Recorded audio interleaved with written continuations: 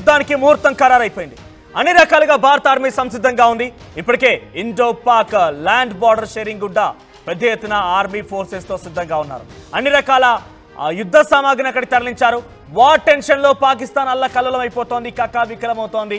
ఇప్పటికే సింధు జలాల ఒప్పందం రద్దు తర్వాత తాగడానికి నీళ్లు లేక ఇబ్బందులు పడతామనే పరిస్థితితోనే ఒక్కసారిగా వారిలో ఒక టెన్షన్ మొదలైన నేపథ్యంలో మరోసారి అన్ని రకాలుగా భారత్ సంసిద్ధంగా ఉంది. అష్ట దిగ్బంధనం చేసింది పాకిస్తాన్. తెలిసినటువంటి విషయం పైన పాకిస్తాన్ అల్లాడిపోతోంది. బార్డర్లో అన్ని రకాలైనటువంటి యుద్ధ సామాగ్రిని ఇప్పటికే భారత బలగాలు మోహరించి పెట్టుకున్నాయి. బార్డర్లో యుద్ధ విమానాలు, హెలికాప్టర్లు, వార్ ట్యాంకర్లు సిద్ధంగా ఉన్నాయి. పాక్ పంజాబ్ బార్డర్కి 40 కిలోమీటర్ దూరంలో పాక్ హెలికాప్టర్లు కూడా అటువైపుగా సంసిద్ధంగా ఉన్నట్టు తెలుస్తోంది. యుద్ధం ట్యాంకర్లను సైతం బార్డర్ తరలిస్తోంది పాక్. ఇక సోషల్ మీడియాలో ప్రస్తుతం ఆ వీడియోలు వైరల్గా మారాయి. ఒకవైపు భారత్ అన్ని రకాలుగా సంసిద్ధం చేసుకుని ఉంది. ఒకవైపు నుంచి అటు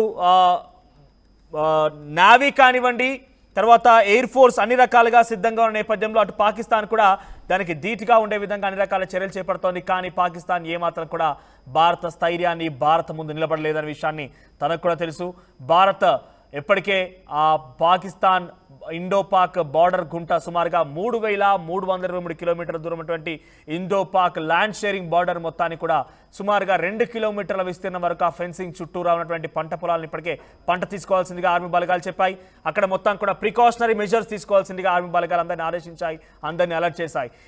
ఈ యొక్క 3,323 కిలోమీటర్ల Indo Pak land sharing border మొత్తం కూడా ఇప్పుడు పాక్ ఆధీనం, అటు ఇండియా ఆధీనంలో ఉంది. ఇండియా బార్డర్, ఇండియాకి సంబంధించినటువంటి ఆర్మీ బలగాలు అక్కడ మోరించి పూర్తిగా ఆధీనంలోకి తీసుకున్నాయి. ఏ క్షణమైనా పాకిస్తాన్ పైన దాడి చేసే అవకాశం ఉంది. ఏ క్షణమైనా కూడా పాకిస్తాన్ పైన ఒక్కసారిగా యుద్ధానికి తెరలేపోవచ్చు. సో మనం చాలా వరకు ఈ యుద్ధానికి సంబంధించి విషయాల్లో అష్టదిగ్బంధనం చేసిన మాట్లాడుకున్నాం కాబట్టి దాని గురించి కొంత క్లుప్తంగా వివరించే ప్రయత్నం చేస్తాను. ఒకసారి మనం ఇండియా పాకిస్తాన్ మ్యాప్ని మనం దగ్గర పెట్టుకొని చూస్తే కనుక మీరు గమనించవచ్చు, అటు పాకిస్తాన్కి కరాచీ, గ్వాదర్ ఈ 2 పోర్టులు చాలా కీలకమైనవి. అయితే గ్వాదర్ పోర్ట్ అనేది ప్రస్తుతం పాకిస్తాన్లో కూడా వేర్పాటువాదం అనేది ఉంది కాబట్టి అది పూర్తిగా బలూచిస్తాన్లో ఉంది. ఆ బలూచిస్తాన్ వేర్పాటువాదానికి సంబంధించి పోరాడుతున్నటువంటి వారి ఆధీనంలో గ్వాదర్ పోర్ట్ ఉంది. ఇక కరాచీ పోర్టు విషయానికి వస్తే సింధు దేశ్ గురించి పోరాడుతున్న వారి యొక్క ఆ భౌగోళిక ప్రాంతంలో కరాచీ పోర్ట్ ఉంది. So Karachi port, Gwadar port నుంచి ఎటువంటి విధంగా పాకిస్తాన్ దాడి చేయాలన్నా, పాకిస్తాన్ ఏదైనా కవ్వింపు చర్యలకు పాల్పడాలన్నా కూడా ముందుగా అక్కడ సింధు దేశ్, బలూచిస్తాన్ వేర్పాటువాదం ఎదుర్కోవాల్సి ఉంటుంది. అంటే ఈ నేపథ్యంలో పాకిస్తాన్ ముందుగా భారత్ పైన ఏదైనా కవ్వింపు చర్యలకు పాల్పడే ముందు ఈ పోర్ట్ల ద్వారా అక్కడ వారిని ఎదుర్కొన్న తర్వాత మన పైన రావాల్సి ఉంటుంది. అక్కడ వారిని ఎదుర్కోవడం చాలా సుసాధ్యం. ఎందుకంటే బలూచిస్తాన్ లిబరేషన్ ఆర్మీ కూడా పాకిస్తాన్ పై ఆర్మీ పైన చాలా విస్తృతంగా పోరాటం చేస్తోంది, కాల్పులకు తెరలేపుతోంది, చాలా మంది హతమార్చింది కూడా. ఇక కరాచీ విషయానికి వస్తే కరాచీలో బిగ్గెస్ట్ ఇండస్ట్రియల్ సోర్స్గా ఉంది. అక్కడ at the same time Sindhu Desh కూడా పోరాటాలు చేస్తోంది కాబట్టి అంత ఈజీ అయితే కాదు. దానికి ఒకవేళ నిజంగా అది జరిగినా కూడా భారత్ సంసిద్ధంగా ఉంది. కరాచీ దగ్గర అన్ని రకాల ఏర్పాటు, కరాచీ నుంచి ఎటువంటి దాడి జరిగినా కూడా దాన్ని ఎదుర్కొనేందుకు అన్ని రకాల ఏర్పాటు చేసింది. ఇదొకటి నావీ ఫోర్స్ చేసేటువంటి ప్రక్రియ. ఇక మనం ఎయిర్ ఫోర్స్ విషయానికి వస్తే ఇండియన్ ఎయిర్ ఫోర్స్ కూడా అన్ని రకాల సంసిద్ధంగా ఉంది. మన వైపు నుంచి అన్ని రకాలుగా పాకిస్తాన్ వైపుగా ఎక్కుపెట్టున్నాయి. పాకిస్తాన్ వైపుగా టార్గెట్స్ రేంజ్ మొత్తం కూడా ఫిక్స్ అయింది. ఎక్కడ నిజంగా పాకిస్తాన్ కనుక ఒక రకమైనటువంటి ఇదే రియాక్షన్ ఇస్తూ ఇదే రకమైన కవ్వింపు చర్యలకి మరోసారి దాడి కనుక తెరలేపే పరిస్థితి కనుక ఉంటే వెంటనే మన వైపు నుంచి టార్గెట్ మొత్తాన్ని కూడా ఎక్కిపెట్టే అవకాశం ఉంది. ఒక్కసారి కనుక అటు పొలిటికల్ లెవెల్ ఆపరేషన్ అంటే ప్రధానమంత్రి నుంచో లేకపోతే డిఫెన్స్ మినిస్టర్ నుంచో అన్ని రకాలుగా ఆదేశాలు వచ్చాయంటే చాలు, ఇక ఒక్కసారిగా గోలీ కొడితే పాకిస్తాన్ మాత్రం 3 ముక్కలవ్వడం ఖాయంగా కనబడుతోంది. ఇదొకటి. ఎయిర్ ఫోర్స్ కూడా సంసిద్ధంగా ఉంది. మరోవైపుగా సైబర్, ఇక్కడ మనం గమనిస్తే కనుక సైబర్ అటాక్ అనేది కొంత ప్రస్తుతం మనం అది ఊహించలేము, అది జరగదు కూడా. కానీ ఒక రకంగా నిజంగా కనుక పాకిస్తాన్ కనుక సైబర్ అటాక్ చేయాల్సి వస్తాయి. ఎందుకు నేను మీకు సీవేస్ ద్వారా బ్లాక్ చేసిందని చెప్పాను, ఇండియన్ ఎయిర్ ఫోర్స్ ద్వారా బ్లాక్ చేసిందని చెప్పాను. ఇప్పుడు సైబర్ గురించి ఎందుకు చెప్పాల్సి వస్తుందంటే ప్రస్తుతానికి చైనా దగ్గర అంత పెద్ద అటు పాకిస్తాన్ దగ్గర అంత పెద్ద టెక్నాలజీ లేదు. పాకిస్తాన్ మళ్ళీ వెళ్ళి అటు అరువుగా చైనా నుంచే తీసుకోవాల్సిన అవసరం ఉంది. ఇక్కడ చైనా కూడా గుంటనక్క పాత్ర పోషిస్తుందనే దానిలో ఎటువంటి అతిశయోక్తి. ఎందుకంటే అవకాశం వస్తే అటు పాకిస్తాన్ పూర్తిగా యుద్ధంలో ఓడిపోయినా, పాకిస్తాన్ చిన్న భిన్నమైపోయినా చైనా కొరిగేదేం లేదు.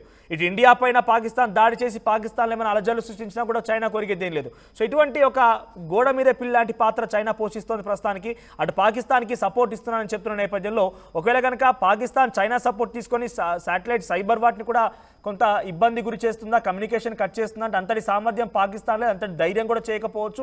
ఒకవేళ నిజంగా అదే కనుక జరిగినా కూడా డెఫినెట్గా దాన్ని ఎదుర్కోవడానికి ఇండియన్ ఆర్మీ కూడా సిద్ధంగా ఉంది.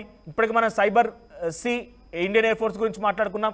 ఇక ల్యాండ్ బార్డర్ షేరింగ్ వెంట ఒక్కసారి మీరు అక్కడ వింటున్నారు కదా, చూస్తున్నారు కదా, ఒకవైపు రెండు వైపులా పాకిస్తాన్ దృశ్యాలు మీకు కనబడుతున్నాయి. దీనికి ధీటుగా ఇండియన్ ఆర్మీ కూడా సిద్ధంగా ఉంది. పీసీఆర్ ఇఫ్ పాసిబుల్ ఇండియన్ ఆర్మీకి సంబంధించిన దృశ్యాలు కూడా ప్లే చేయండి. సో ఇండియన్ ఆర్మీ కూడా ఆ బార్డర్ వెంట మొత్తం భద్రతా బలగాలను మోహరించి ఉంచారు. అక్కడికి పెద్ద ఎత్తున ఇండియన్ ఆర్మ్ ఫోర్సెస్ వెళ్ళాయి, పెద్ద ఎత్తున మిసైల్స్తో సిద్ధంగా ఉన్నారు. అన్ని రకాలుగా ఈ ల్యాండ్ బార్డర్ షేరింగ్ వెంట మొత్తాన్ని కూడా అటు ఇండియా భద్రతా బలగాలు మోహరించి ఉన్నారు. సో అక్కడ ఫెన్సింగ్ అంటే ఇండియా పాకిస్తాన్కి సంబంధించి ప్రతి చోట కూడా అన్ని రకాల సంసిద్ధంగా ఉంది. ముఖ్యంగా అటారీ బార్డర్ దగ్గర ఇప్పటికే 48 గంటల్లో పూర్తిగా మీరంతా కూడా పంటను తీసేసుకొని మీరు అక్కడ ప్రికాషనరీ మెజర్స్ తీసుకోండి అని చెప్పి ఆర్మీ బలగాల నుంచి అక్కడ రైతులకి సామాన్యులకి పక్కాగా ఇన్ఫర్మేషన్ రాగానే వారంతా కూడా సంసిద్ధంగా ఉన్నారు. ఏదేమైనా పర్వాలేదు, అక్కడ రైతులు కూడా సహకరిస్తున్నారు. కొంత ఇబ్బంది కలగొచ్చు, ఇబ్బంది పడవచ్చు, కానీ ఈసారి కనుక పాకిస్తాన్ని మట్టు పెట్టకపోతే ఎప్పటికి కూడా పాకిస్తాన్ని ఇటువంటి కవ్వింపు చర్యలకి ఎటువంటి దాడులకి తెరలేపే అవకాశం ఉంది. అలా అయినా మేము ఇబ్బంది పడతాం, ఇలా అయినా ఇబ్బంది పడతాం, కానీ ఈసారి మాత్రం భద్రతా బలగాలకి మేము సంపూర్ణమైన సహకారం అందిస్తున్నాం పాకిస్తాన్ని మట్టుపెట్టడానికి అని చెప్పి అక్కడి రైతులు కానివ్వండి, సామాన్య ప్రజలు కూడా చెప్తున్నారు. అటారీ బార్డర్ కానివ్వండి, ఇంకా చాలా ప్రాంతాల్లో మీరు మొదలుకుంటే గుజరాత్ నుంచి అటు శ్రీనగర్ వరకు కూడా ప్రతిదీ కూడా ఇండో పాక్ ల్యాండ్ షేరింగ్ బార్డరే ఉంది. 3323 కిలోమీటర్ల బార్డర్ గుంటా మొత్తం కూడా భద్రతా బలగాలు మోహరించున్నాయి. ఇదే రకమైనటువంటి ఇక్కడ కనిపిస్తుంది కదా, ఇదే రకమైనటువంటి ఆర్మ్ ఫోర్సెస్తో సంసిద్ధంగా ఉన్నాయి. అన్ని రకాలుగా యుద్ధ సామాగ్రి సమకూర్చుకొని ఉన్నారు. ఒక విషయం ఏంటంటే ఇక్కడ ముందుగా చాలామంది ఎక్స్పర్ట్స్తో ఆర్టీవీ మాట్లాడినప్పుడు కానివ్వండి, చాలామంది గతంలో పనిచేస్తున్న ఆర్మీ అధికారులతో రిటైర్డ్ మేజర్లతో మాట్లాడినప్పుడు కూడా ఒక విషయం మనకు తేటతెల్లమవుతోంది. ముందుగా ఆపరేషన్ అంటే ఒక టార్గెట్ని ఫిక్స్ చేసుకొని ఆ టార్గెట్ని ముందుకు తీసుకెళ్తూ ఆ టార్గెట్ లక్ష్యంగా వెళ్ళేటువంటి ప్రక్రియని కొంచెం కొంచెంగా చేసేటువంటి ప్రక్రియని ఆపరేషన్గా చెప్పబడుతుంది. ఎప్పుడైతే ఈ ఆపరేషన్ పెద్దగా మారిపోయి రెండు దేశాల మధ్య భీకరంగా అటువైపు నుంచి దాడులు అనేది జరుగుతూ ఉంటాయో అటువంటి సందర్భంలో వార్ అనేది జరుగుతుందని చెప్తున్నారు. అంటే ఇప్పుడు జరుగుతుందంతా ఆపరేషన్ మాత్రమే. అంటే మనం ఒక టార్గెట్ పెట్టుకున్నాం, మనల్ని ఉగ్రవాదాన్ని లేకుండా చేయడం టార్గెట్తో భారత బలగాలు ముందుకు వెళ్తున్నాయి. ఇక్కడ పాకిస్తాన్ని కొట్టడమో పాకిస్తాన్ మొత్తం లేకుండా చేయడం అనేది భారత ఆర్మీ ఉద్దేశం కాదు. ఉగ్రవాదాన్ని పూర్తిగా రూపుమాపడమే భారత ఆర్మీ ఉద్దేశంగా ఉంది. కాబట్టి ఆ ఉగ్రవాదాన్ని రూపుమాపేటువంటి అంశాల్లో భాగంగానే ఇక్కడ కశ్మీర్ దగ్గర ఉన్నటువంటి ఉగ్రవాద మద్దతుదారులకు కానివ్వండి, ఉగ్రవాదుల యొక్క ఇళ్ల కూల్చివేత కానివ్వండి, లేదంటే ఎవరైతే కొంతమంది నక్కి ఉన్నటువంటి ఉగ్రవాదులను ఫైండ్ అవుట్ చేయడం కానివ్వండి, వారి యొక్క అడ్రస్ ప్రూఫ్ను పరిశీలించి వారిని అనుమానితుల్ని అరెస్ట్ చేయడం కానివ్వండి, ఇవన్నీ ప్రక్రియలు కొనసాగుతుంది. ఒక ఆపరేషన్ జరుగుతోంది. ఈ ఆపరేషన్లో భాగంగా ఇది కనుక అంటే ఇప్పుడు కొంచెంగా మూవ్ అవుతున్న ఆపరేషన్ రేపటి రోజున ఆ టెర్రర్ క్యాంప్స్ పైన, టెర్రర్ క్యాంప్స్ అంటే ఇక్కడ ఏంటంటే ఉగ్రవాద శిబిరాలు, ఎక్కడైతే సామాన్యమైనటువంటి యువతని తీసుకెళ్లి అక్కడ ఉగ్రవాద శిక్షణ ఇచ్చి ఉగ్రవాదులుగా మారుస్తూ ఉంటుందో పాకిస్తాన్, అటువంటి ఉగ్రవాద శిబిరాలను కూడా గుర్తించింది. ఆ ఉగ్రవాద శిబిరాలను కూడా కొంత, ఎందుకంటే మన ఉద్దేశం ఉగ్రవాదాన్ని తొలగించడం, ఉగ్రవాదాన్ని లేకుండా రూపుమాపడమే భారత ఆర్మీ ఉద్దేశంగా ఉంది. కాబట్టి ఆ టెర్రర్ క్యాంప్స్ పైన త్వరలోనే సర్జికల్ స్ట్రైక్స్ కూడా జరగవచ్చు. దానికి అన్ని రకాలైనటువంటి సంసిద్ధత ఉంది. సర్జికల్ స్ట్రైక్స్ జరిగేటువంటి క్రమంలో అక్కడ టెర్రర్ క్యాంప్స్ అంటే ముందుగా పసిగట్టారు ఉగ్రవాదులు కూడా, కాబట్టి ఆ టెర్రర్ క్యాంప్స్ అన్ని కూడా వెళ్ళిపోయినట్టు తెలుస్తోంది.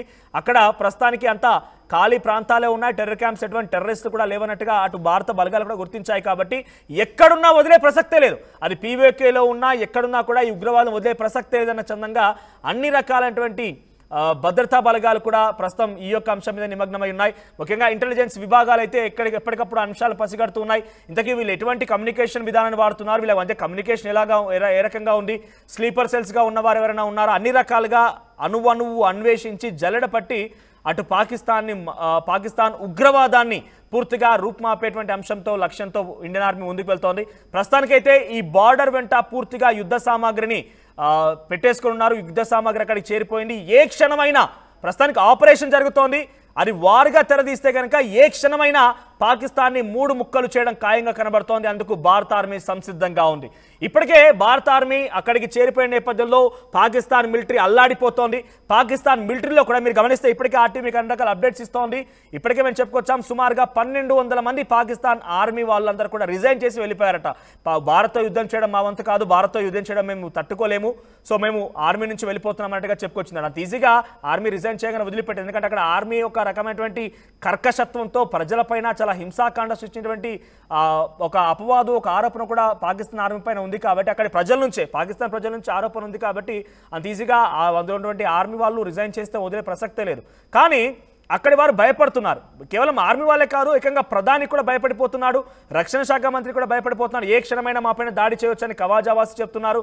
అటువైపు ఉన్నటువంటి చాలా మంది లష్కర్ తోయిబాకు సంబంధించిన వాళ్ళు కానివ్వండి, చాలా మంది కూడా ఏకంగా ఆర్మీ చీఫ్ అన్సర్ ముని ఆయన కూడా ఏం చేశారు, మునీర్ అన్సర్ ఆయన ఏం చేశారంటే ఏకంగా వాళ్ళ కుటుంబాన్ని మొత్తాన్ని కూడా పాకిస్తాన్ బోర్డర్ దాటించేశారు, ఒక సురక్షితమైన ప్రాంతాన్ని తరలించేశారు. అంతటి స్థాయిలో భారతరంగానే పాకిస్తాన్ భయపడిపోతోంది. ఏకంగా మాజీ ప్రధాని నవాజ్ షరీఫ్ అయితే ప్రస్తుత ప్రధాని షహబాజ్ షరీఫ్ దగ్గరికి వచ్చేసి భారత్తో యుద్ధం అంటే తేలికపాటిగా కొట్టిపారేయలేం, భారత్ నిజంగా డెఫినెట్గా ఒక అల్టిమేట్ యుద్ధాన్ని చేయగలుగుతుంది, గతంలో దాని తాలూకా ఉదాహరణ నేను చూశాను, కార్గిల్ వార్లో నేను ప్రత్యక్షంగా పాకిస్తాన్ ప్రధానిగా ఉన్నాను కాబట్టి అన్ని రకాల రుచి చూశాను, దయచేసి వాళ్ళిద్దరు సోదరులు కూడా మాజీ ప్రధాని ప్రస్తుత ప్రధాని తమ్ముడు ఇదంతా వద్దు, భారత్తో యుద్ధం ఎట్టి పరిస్థితుల్లో మంచిది కాదని రకంగా ఆయనతో కాంప్రమైజ్ చేసి సలహా సూచన కూడా ఇచ్చినట్టు తెలుస్తోంది.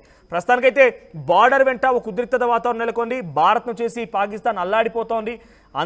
అందుకు కొంత కవ్వింపు చర్యలో భాగంగా ఏదో మేకపోతు గాంభీర్యాన్ని ప్రదర్శించడం కోసం కొన్ని విన్యాసాలు చేస్తున్నట్టు కనబడుతున్నప్పటికీ అంతటి స్థాయిలో పాకిస్తాన్ భారత్ని ఢీకొట్టే అంశం కానీ అవకాశం కానీ ఎట్టి పరిస్థితుల్లో లేనిలేదు. సో మీరు కూడా యుద్ధాన్ని కోరుకుంటున్నారా, అసలు ఏం జరగబోతుందనే ఆసక్తి మీలో కూడా ఉందా? మీ అభిప్రాయం ఏంటి కామెంట్ చేయండి.